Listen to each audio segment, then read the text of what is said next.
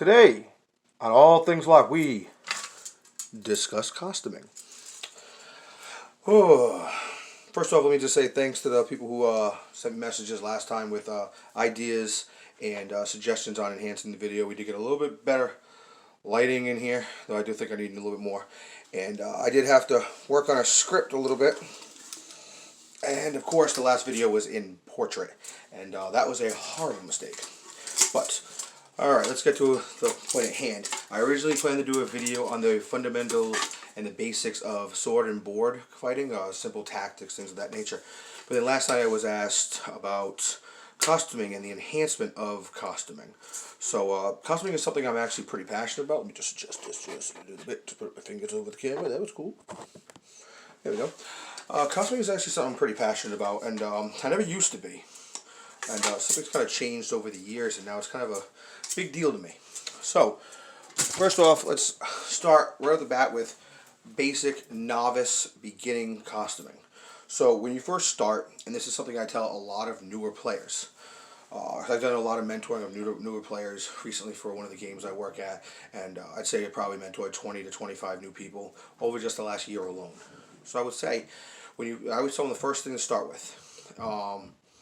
Your basic blacks. You always know your blacks. All your veterans know your blacks. You got your black jogging pants and a black shirt.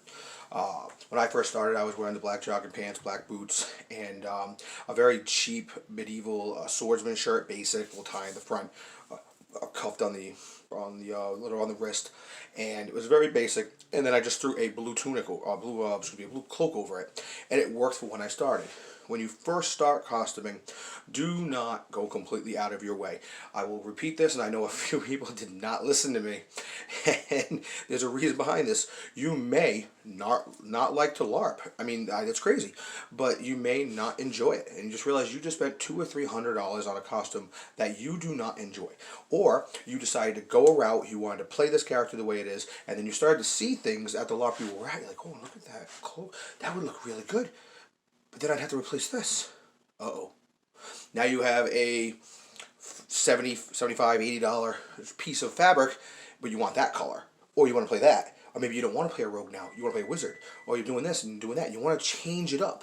And now you just realize you just spent a lot of money on it. So give yourself 2, maybe 3 events before you really start to invest on a quality costume, because that'll help you get down the path. You'll have ideas, you'll have suggestions from veterans or some of your friends that are involved, and it's just you take the time to evolve what you want for yourself. That is my just starting point for all new players.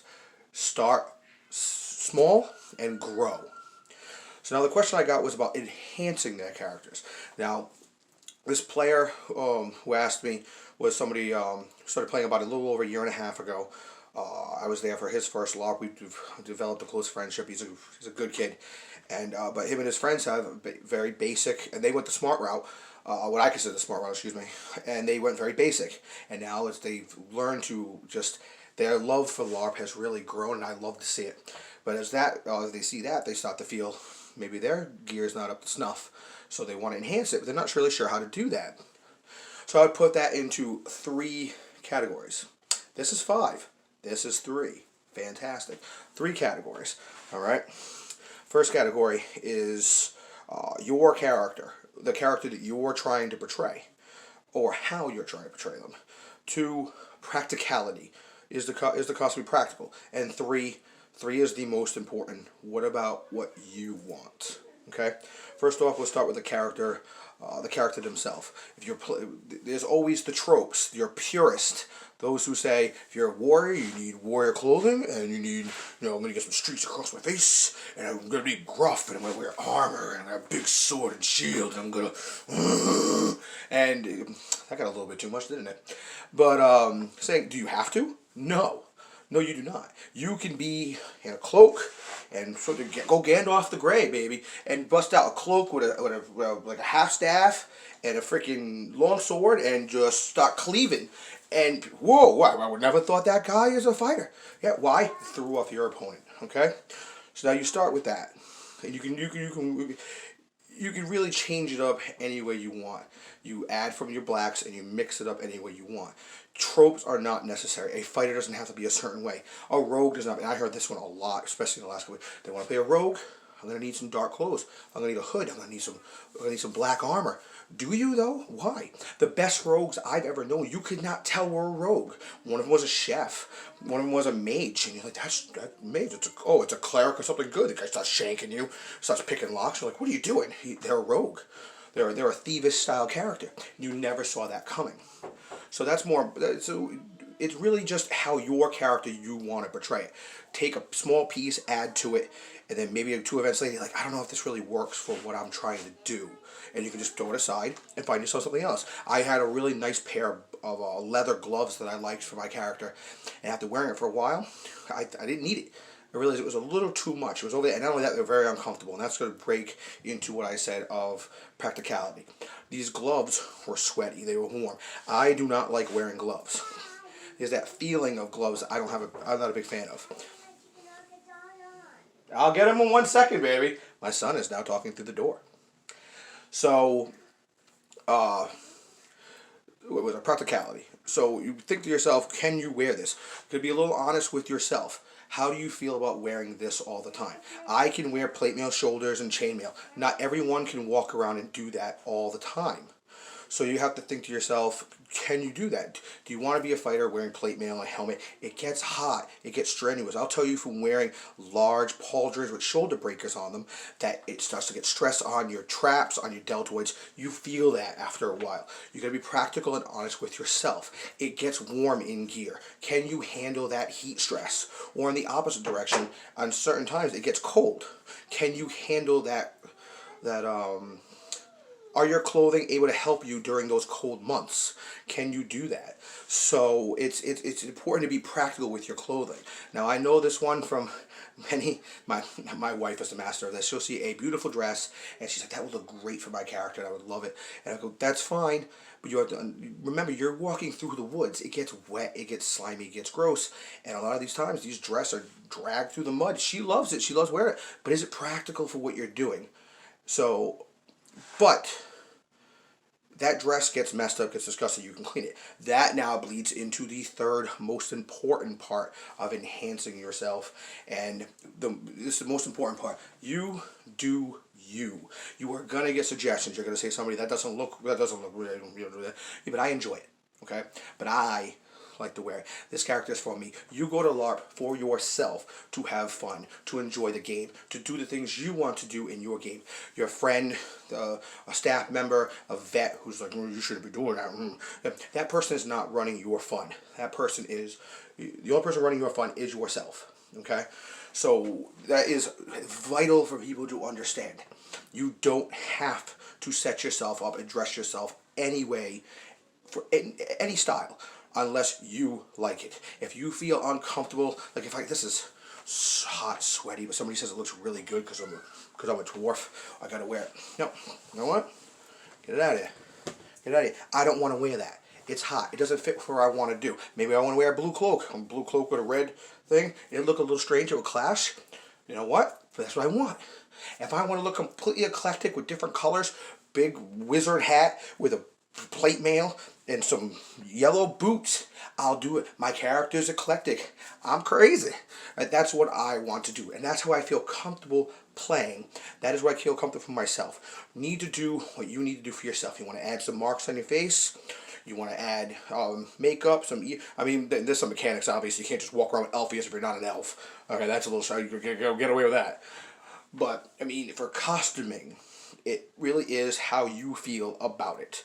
So really, take some time and really think about your character, about what you will be comfortable wearing and happy with.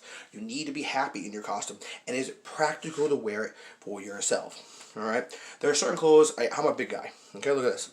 I'm a big dude. There's just certain clothes I'm not going to wear and they're not practical for me. They're not going to be comfortable. I'm not going to lace myself up in a man's ear and, it's just not going to work. It's just not going to feel good, okay? So I get my clothes, I get a lot of my tunics at Grimfrost, and they have my size. In fact, I got a couple other ones laying around here somewhere. Yeah, there we go. I just bought new ones, and I'm very pleased. I may actually do a review video on these because I like the Grimfrost tunics. These are Viking style tunics. They fit me well. I got myself a khaki and a tan. And that's what I like to do. The red one works for my character. You see, you got the red in here. Dawn marks represent. So that's what's important. You have to take into account what is best for you. Don't let anybody else tell you what you should do. Take suggestions, take thoughts, get inspiration. But in the end, you are the one who's going to choose your costuming. And if you want to go basic, go basic. The last part I will tell you on that is if you go very basic, I'm wearing my black shirt, black this. It's veteran players are going to have a hard time. This is kind of a little disclaimer. Veteran players are going to see that person, and it kind of takes away from their immersion of it. And this is not a good thing to really say. And I know it sounds terrible, but what it's like naming your character Dragon Slayer. It's unbelievably cliche, and it gets looked down upon, and it shouldn't, but it does. All right.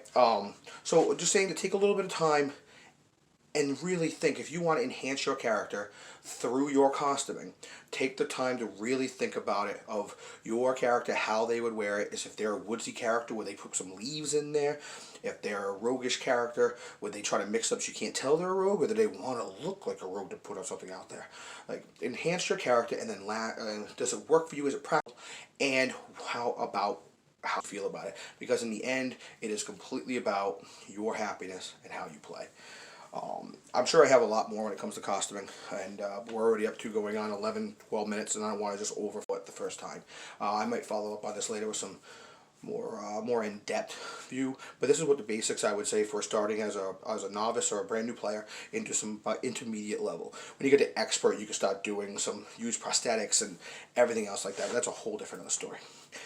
Again, I want to thank those who did give me some suggestions on the lighting and landscape, because portrait was a horrible, horrible idea, and a complete oversight on mine. And ideas for future videos. I actually have a good list of 15 or 20 ideas rolling.